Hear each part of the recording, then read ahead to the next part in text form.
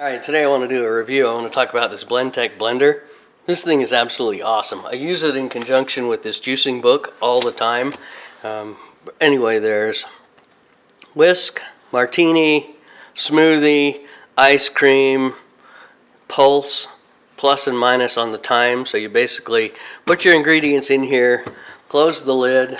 The lid is just a simple plastic lid that opens two-piece. You can put pieces in it while you're using it, but we'll fill it up with a little bit of ice, some fruit, turn it on, and you can just pulse.